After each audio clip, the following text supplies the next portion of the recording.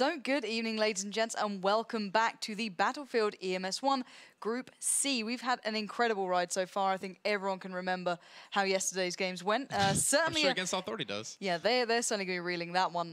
But yeah, brilliant games yesterday. I can only hope we have the same caliber today. I don't know. I don't know if I can imagine seeing uMAV not in the offline finals. Yeah, it's hard to freak me out a little conceive. bit. But then again, you know, Against All Authority, they were fourth and they didn't make it through.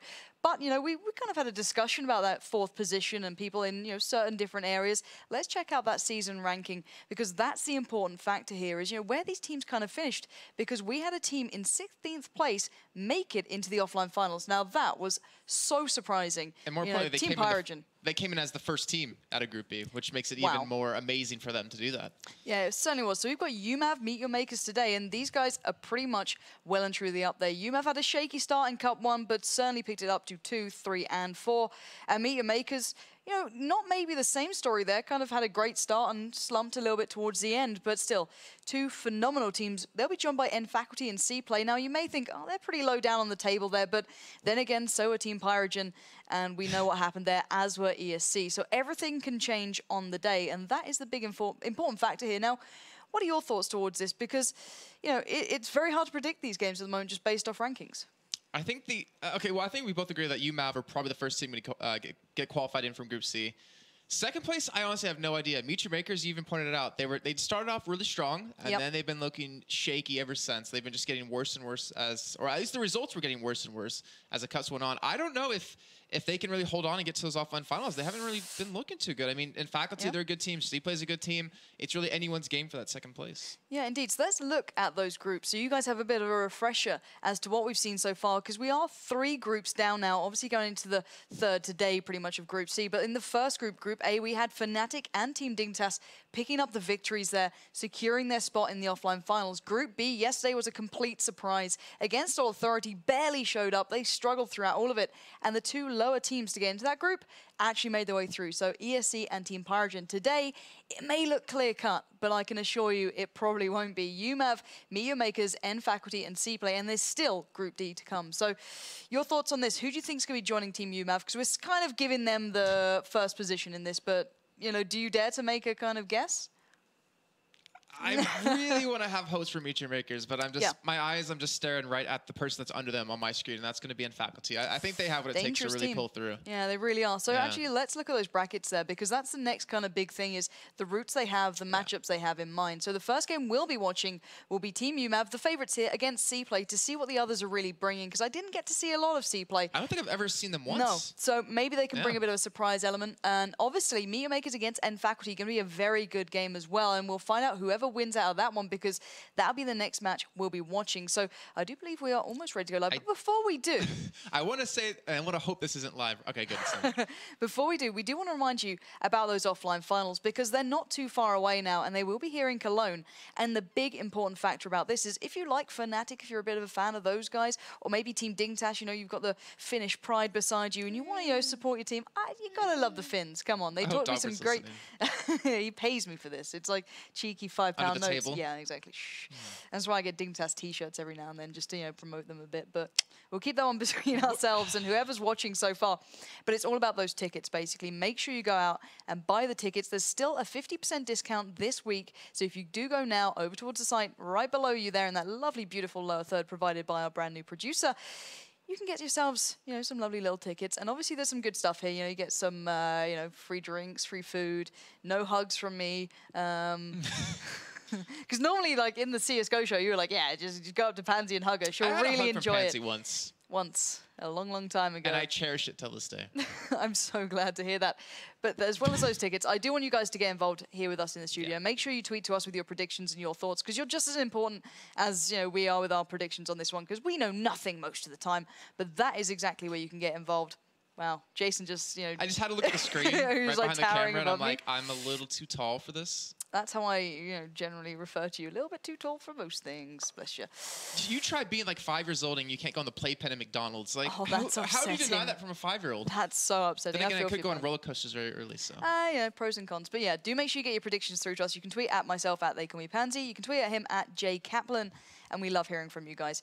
So I think we're almost ready to get this one away. We can drop in game in just a moment as soon as we're ready, really, because we can kind of take you through what we're seeing. You should give me 1 second before you do that. One second. Just let me tell the admins that we can start.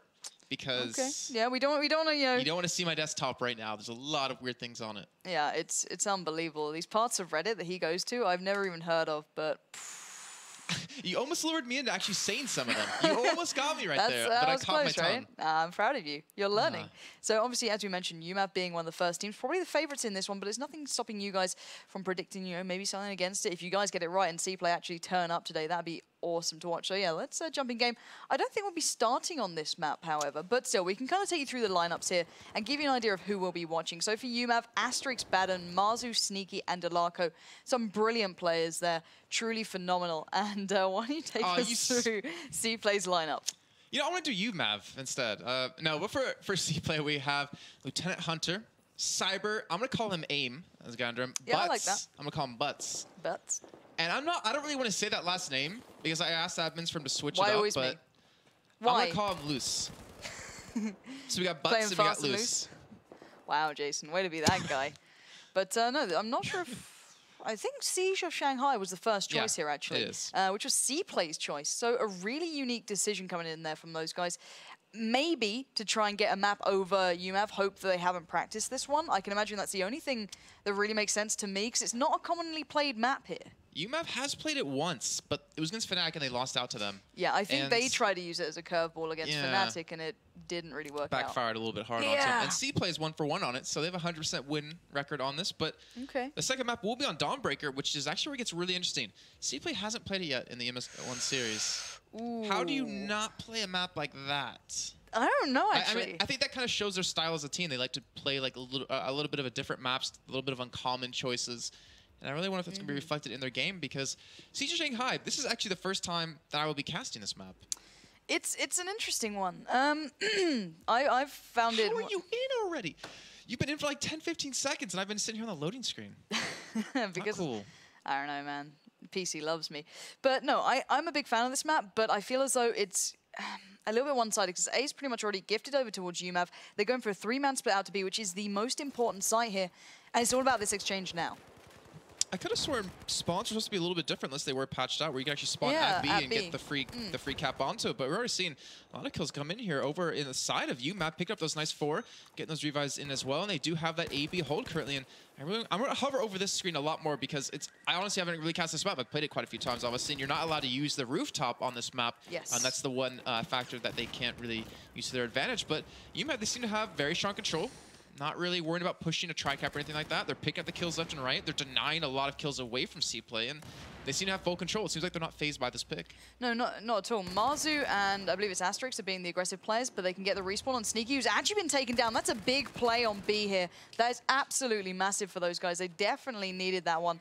So uMAV will be losing out on that B site. CPLAY picking that up. They're going to have the 2-1, but the exchange going down on the C site into uMAV's favor. CPLAY need to be able to pick up that A site now and convert into the ideal hold, because uMAV know that's where they're going to try and hit up next. But Sneaky is not landing those shots. He's not winning those one-on-ones. And that spells a little bit of trouble here, because, Hunter and Cyber both looking like they want to take the A site, still leaving 2 players to defend B. If they can knock this one down, they'll be in the ideal position here. Yeah, it looks like they will be able to pick this one up here. And, I've always wondered to myself, and I'm actually curious about your thoughts on it, what is, I don't know, in my opinion, going for a back cap like that, it's kind of like a sign of desperation, but at sometimes it can be a very strong strategic move depending on where you're on the map. And we saw a lot of teams, at least in my mind, uMAV on Dawnbreaker, they send Delarco by himself pretty much every single time back capping A. And it feels like desperation, but that seems to be the style that uMAV really wins with. And right now, CPLAY, they're able to kind of use that to their advantage a little bit, kind of pulled it off onto them as well. And they are able to maintain that 2 cap onto B. But right now, Marsu's actually sneaking right into A here. He will be in a 1-on-2 situation. And I wonder if he can pick these 2 kills up that he needs to hold on to this. Yeah, they did have 1 respawn coming in, which was Delarco, and it looks like already CPLAY are kind of leaving A alone. They don't feel as though they've got that one. They've lost Cyber, they've lost AIM, and now Butts now needs to pick up 2 kills here to claim the C site. They're locked just down to B. Very unorthodox hold here, and to be fair, he's not in a bad spot to be able to pick this one up, but he does lose out there, but he gets a good respawn. AIM coming in, and Cyber now, hopefully to pick up these kills, because they're going to lose out on B if they're not careful. Already he's running the hell away. He's not going to be able to lock down B on his own, but they've got a good chance to pick up the A site now that Hunter took down Marzu. Sorry, I'm just getting like the free camp set up here. I don't have time to do that while we're into the game. But we do see C going over to CPLAY, just like you said, with those beautiful respawns coming in from the side, able to open that one up. But right now, you see AIM, he does go down. We see 3 men on uMAV over towards that flag. They're going to be able to cap this one.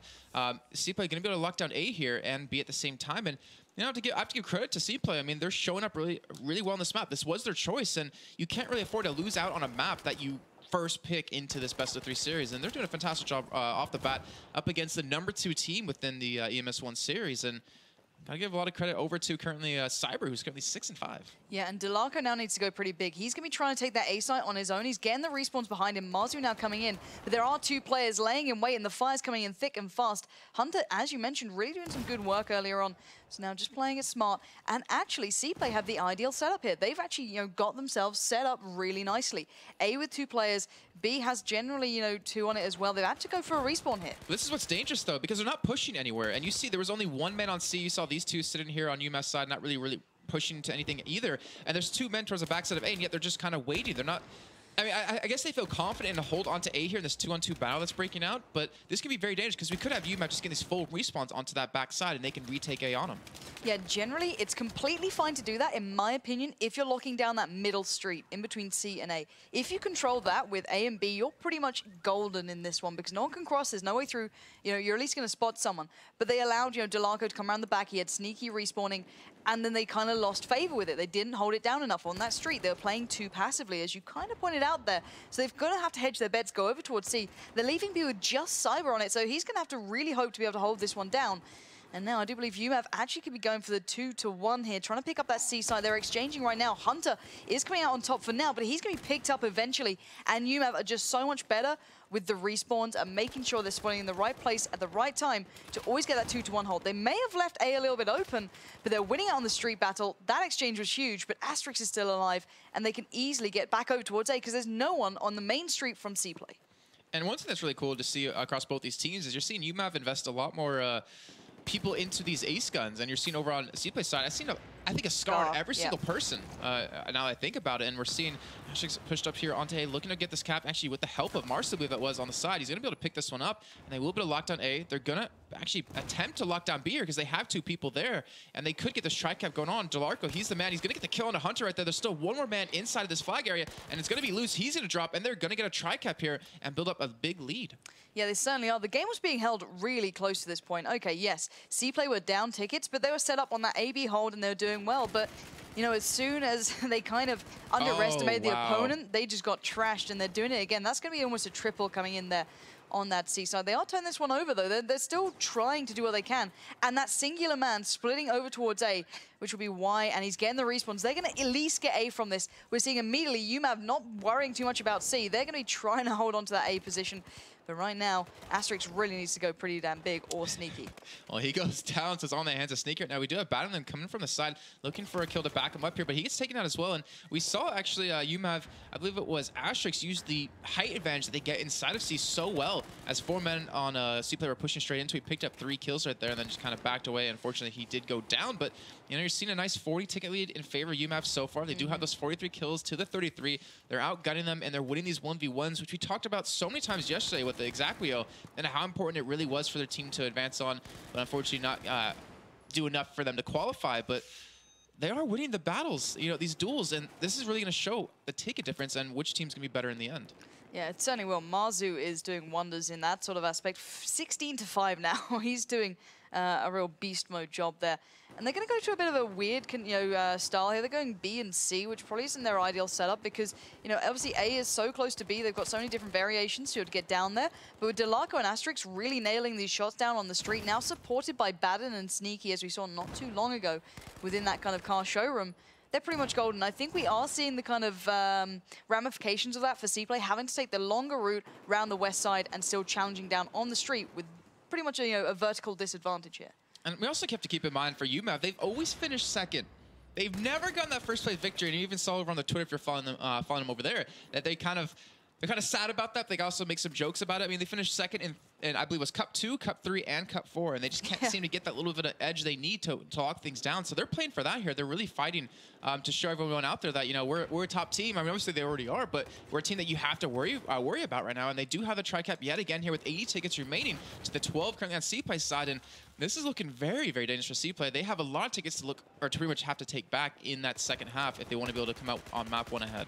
Yeah, they're in trouble. They lost all control, and I've got to give credit to the opponents, obviously. You know, these guys over on uMAV, they locked it the hell down. So really big play coming in there from those guys. Marzu 16-6, 13-10 for Sneaky, 10-7 for Delarco. CPLAY just got outplayed. 79 ticket advantage is pretty damn big. So, you know, I don't know what to say. Is it too big on Siege of Shanghai? That's the thing. And I don't think it necessarily is. I mean, no, but if CPLAY need to sort something out. Like, they were not playing, you know, the flag game at the end. They got sloppy, if that makes sense. You know, they were kind of rushing it, going for random spawns, hoping to kind of chop and change in every now and then. Didn't really work out for them in the end. So the real danger I saw coming in for CPLAY, though, was their inability to retake flags, or, you know, penetrate the defenses of uMAV, where if uMAV set up, they can lock those down. They can hold on, just like that 4-man squad on a C when they pushed in. Asterix single-handedly took down that whole attacking force. But uMAV, they've been able to penetrate, to get into these flags, and because of that, they're able to cap over, set up, and really get a huge ticket lead. And the only real flag that CPLAY got was A, and that was just from coming in from the backside, sending one man when, you know, the other team really wasn't there. Yeah, not too sure about CPLAY's choice of map now. I thought that maybe they'd have something a little bit special, but I feel as though they're trying to just throw out a bit of a curveball to try and take down. Yeah, exactly. Like, okay, well, let's just hope they haven't played it this much, and we might be able to get an advantage here by picking up that first map, because Locker, you know, Fnatic struggle with uMAV on this map. Yeah. You know, that's a terrifying thought, and it just tells me that uMAV are not messing around at all. These guys are going in as hard as possible early on. What's your thought on the gun choices that we've seen out of CPLAY on this map? Because it's not really, I mean, it can be in some places in my head a very long-range map, but most of the time it's really just in your face. And I would want to assume that, you know, maybe the Ace would be a little bit of a better pickup, something that can shoot a little bit quicker and give you the opportunity to win these duels up close and personal. Yeah, I think it's a lot down to preference as well. I think a lot of these people, you know, may just prefer the Scar H to the, you know, I don't know, it's such a small clip. I feel as though it works well long range, but I don't know, it's really dependent on team and how they want to play this out. And, you know, I think it is personal preference. I still see people, you know, sticking with the Ace when really it's not the best choice, or the AEK coming out occasionally, which can be really situationally dependent. And it's all about this first exchange. And I think, as you could just see, it was a complete wipe. uMAV are going hard in this one. They are not messing around. They've won over on that B site. Wow. And now they're looking to just leave it at this for now, maybe rotate eventually over towards A. And we were just talking about how dangerous uMAV can be when they get set up. They just straight went in from that push to C straight into A, actually caught them off guard as well as over at B. I mean, it wasn't even a secret strategy they pulled off right there. They just single-handedly were able to out-aim them and kill them. And from that, they were able to gain a hold of B, able to gain hold of C here. And they seem pretty comfortable with this, where they're just sitting down that roadway you were talking about in middle and just picking up the kills left and right. But one thing we do have, Loose, he has a back spawn here. He's getting respawns on top of him, and this could be very dangerous for uMAV if they're not prepared. Yeah, it could really be the undoing of them. Let's see if he can actually do that. So Wise doing really nicely there, not being challenged out at all. You can see it on the minimap. He's pretty much getting this scot-free. A little bit nervous, a little bit paranoid. You can see the fire above is coming in, but the nades do manage to keep them at bay, and they've at least got a 2-1 for now. That's a great start for these guys. And if they can keep this and actually get set up, perfect play. And Sneaky, he's not giving up on this as well. He's trying to, I guess, keep them here, but he's looking for the kills he needs to really lock this one down. He is running that Scar H. And he's actually dropping straight in for this. I guess he feels really confident in this battle, but unfortunately he does get taken down. And while that's happening, we're going to see C go back over to CPLAY here, and we're going to see A actually go over to them as well. Actually, they're going to maintain hold of that on a little bit of a push that came out of uMAV. Yeah, and let's bear in mind, if CPLAY do drop below 79 tickets, they've already lost down this map, so they're fighting for everything at the moment. Nice little choice to go hit up that B side. They've drawn enough of the attention of uMAV away that they should be able to pick this up. Unless Marzu can do something magical, he is still around that site, still able to get a respawn in of Sneaky. So if Sneaky can maybe do the job, then he's doing absolutely fine. He's going to get taken down, and we are seeing the ideal setup this time coming out from CPLAY, and they're nicely set up. I like Cyber's position. I like Wise's position, really creating a crossfire on the street. If they can keep this in place and not get a little bit kind of drawn out of it, perfect, absolutely perfect, and they just watch those tickets bleed away. Even if they don't pick up the kills on the cross, just getting the spots out has forced at least one player to split around the long road there, which was Sneaky, and opened up a good route for Y if he does just about make it. He does get taken down eventually then, but still, that was a nice bit of play. They weren't able to win the one-on-ones though, sadly. Yeah, and right now, I mean, like you said, 79 tickets is that magic number, and we're seeing currently that uMAV, They've been able to penetrate A again. We saw maybe a little bit of an overcommit by CPLAY over towards B, as it was, I believe, just Delarco. No, it wasn't Delarco. Actually, everything it was Delarco, just kind of drawing a couple of people there, and he actually got them to overcommit the amount of people they wanted to go for it. They're going to get the cap on a C for just a little bit, and right now B is not completely open. There's one man there in the hands of AIM, but the respawns that are coming in for CPLAY are really interesting. Butts, he's getting that respawn on the northeast side of the map, going to be actually flanking around towards B here, and uMAV, they have to make a move soon. They're already going for the flag onto B currently. And I think they just want to take this at a quick 2-0 if they want to, you know, show their dominance around this. Because obviously this isn't a team that they probably expect to be, give them a biggest struggle. Maybe it's Meet Your Makers. But right now, I mean, they're still keeping up currently, and they aren't out just yet. Yeah, they're certainly still trying to fight in this one. We are seeing CPLAY still trying to play this, and it's very close on tickets. If we ignored the first half, they'd be doing wonderfully. But sadly, we can't ignore it, and they are just locked down towards A. They're pushing towards the C side. They are being met with a lot of resistance here. Sneaky does exchange, leaving just Bad, and finally the backup of Delarco will come around the back. So that could be some big play coming through from him if he wins these one-on-one, so he's doing it. There goes Butts. And we are seeing that C site swinging in favor for now to CPLAY. So good play, but A now is in trouble as Marzu is on the prowl. He's looking for the kills too. Currently, he's only 6-4. I think he had a ridiculous scoreline. I think it was like 16-5 in that last half. Ridiculous. Something amazing. And he's not getting off the shots that he did in that first half, but he is trying to lock down the A. Actually, I have Delarco trying to run that little bit of a distraction over there. And currently, uMAV, they're only holding on to B, and we see the hold coming out of CPLAY. It's kind of scattered across the entire area. They don't really have enough men committed in any single area to hold on to a flag. And from this, they're going to lose it on A here on the hands of Delarco.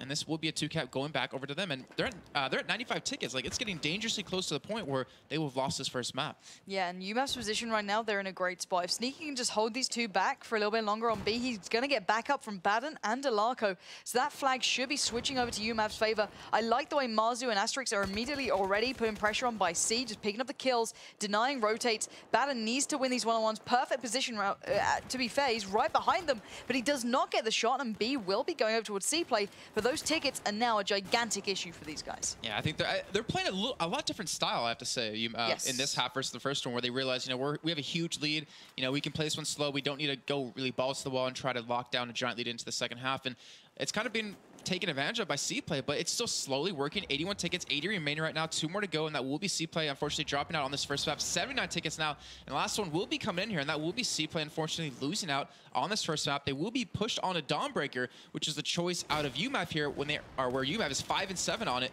and CPLAY haven't played one game on it yet. Yeah, that is worrying times for these guys. I would not want to be challenging them in any way, shape, or form.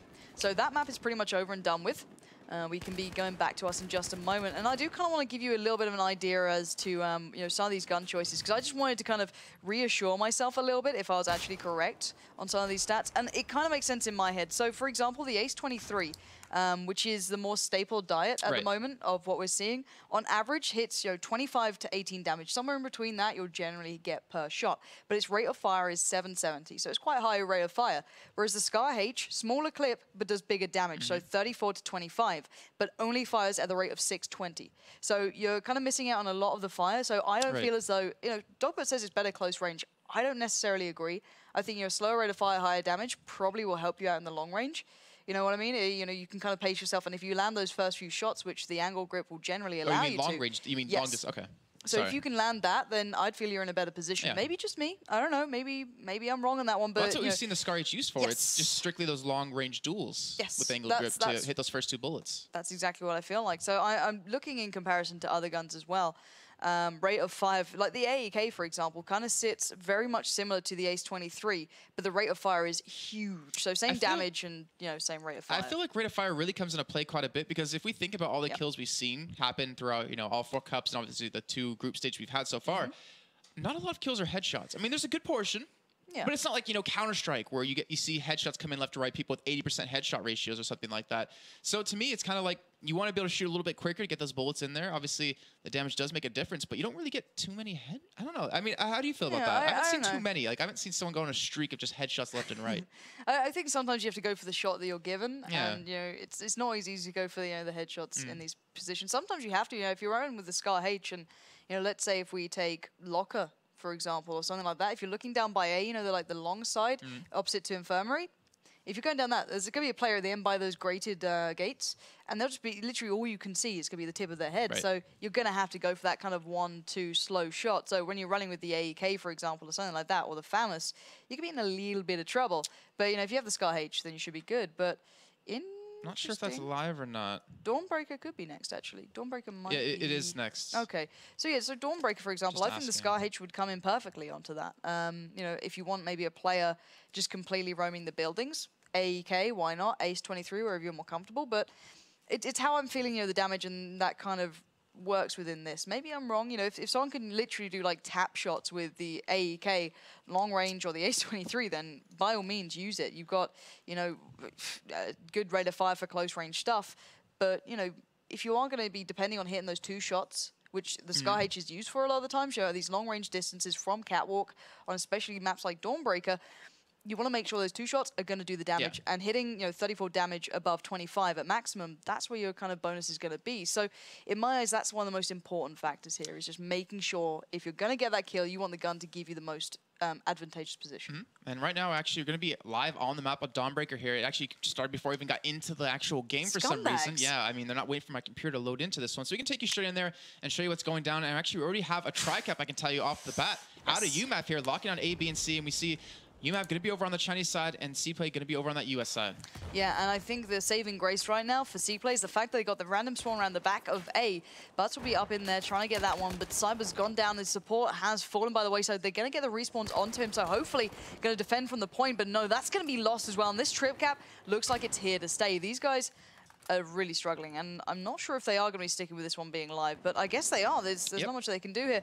But yeah, they are really in a bad spot. They've lost out on everything. Hunter, I think, would have been a better respawn for those guys, but apparently they didn't want to do that. They want to go for the random spawn down by C, and you can already see the impact of that trip cap in the tickets alone. Yeah, it's really going to start to get out of hand very soon. Not to mention that uMAV in the first map on Suja Shanghai, we talked about how strong they are. Oh, wow, Yarsu coming up big, picking up 2 kills right there, but how strong they are when they get the position they want to be in and lock it down, and you're seeing the kills just flood in their favor, 22-9 in favor of uMAV.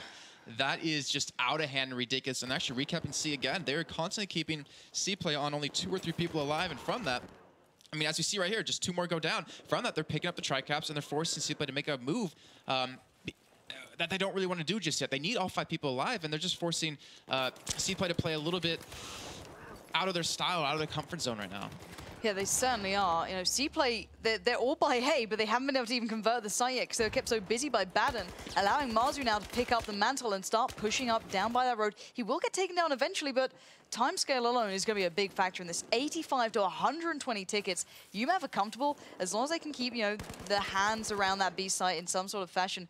Sneaky running with that Scar H down by the catwalk area, could be doing some real good work soon, getting those respawns in, getting a little bit aggressive now actually. He's going to be pushing out, leaving Marzu to be the defensive player, and Sneaky doing the work absolutely perfectly, going to a little bit of around the world. They knew that Y was going to be going for the push, and they've held on to B. They're not doing it in the same setup we've seen before, and it's still working just as fine. You know, they're depending on individuals to win these one-on-ones, so leaving Baden, for example, down by C, and, you know, leaving one player to do these challenges, and it's fine. They're making it count, because as we saw already, that kill-to-death ratio they have is huge.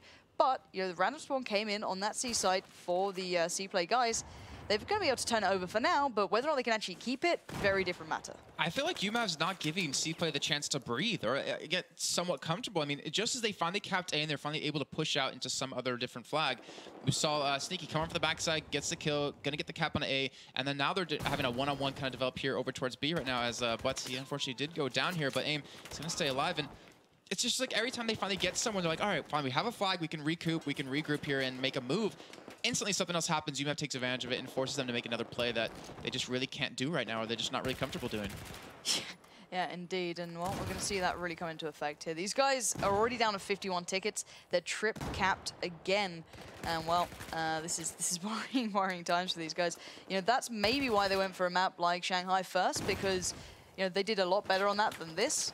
but that's still not a good picture at the moment. So CB hold coming in for the uMAV boys, and now they are losing on the B side. They're in a bit of a pickle. They are going to be working up the road here, so Asterix has to do some real damage as he is dancing around those boxes. He's going to hold the flag cap, or at least for now, but he's outnumbered on this one. Great little play from Baden, however, through, but he's going to be held in place, so no support coming in until those respawns come out. Here comes Delarco, though, turning this one back over to uMAV's favor, and at this point, it's going to be a CB hold with backup with a setup Marzu with only 38 tickets left for CPLAY to do anything with. I mean, I'm looking at this and I'm just utterly confused. I have really no words for CPLAY right now because they're just completely getting walked over. You're seeing Sticky pushing from the backside, picking up one, looking for that second kill on a Cyber. I think with that nade, he might be able to pick that one up. And there it is. And the thing is, just they are completely getting outclassed, hands down. Yep. I mean, I hate to say it, it's a little bit messed up. You know, it sounds wrong as a commentator to mention something like that, but it really is 107 to 23 tickets. They've had a tri-cap longer than this game has been had, or longer than CPLAY's even had one flag. Yeah, indeed. So this trip cap is now going to make them hurt. They're literally scurrying around left, right, and center with very little options here, apart from maybe trying to cause a little bit of a nuisance. But let's bear in mind where we start on this map. They don't have a lot of tickets when they even go into the second half now, because uMAV have not dropped below 100 yet. Every single player is sitting positive, 10 to 7, 12 to 7, 10 to 3, 10 to 4, 9 to 5. Every single player from uMAV has turned up here. They are doing everything they can, and they're doing it right. They're creating beautiful crossfires, you know, like some Marzu pushing in. We're seeing Asterix now making his way down. Just every single moment is pressured. 2 tickets now remaining, and well, CPLAY have felt the full force of uMAV this time. Wow. How do you come back from that? You don't. Yeah, I don't really think you do. Yeah. It's just, I think CPLAY have to be looking forward to their next game where they'll be up against, you know, potentially Meet Your Makers or in Faculty, and that is, this has probably been one of the most one-sided games we've actually seen. Why is it even showing me that? There we go. One of the most one-sided games we've seen so far in these group stages. Yeah, and you can see it. You know, normally kills don't really matter that much, but when you're 3 to 11, 5 to 16, 3 to 11, 5 to 11, just mentally you're already pretty screwed because you're just not winning those one-on-ones, you know?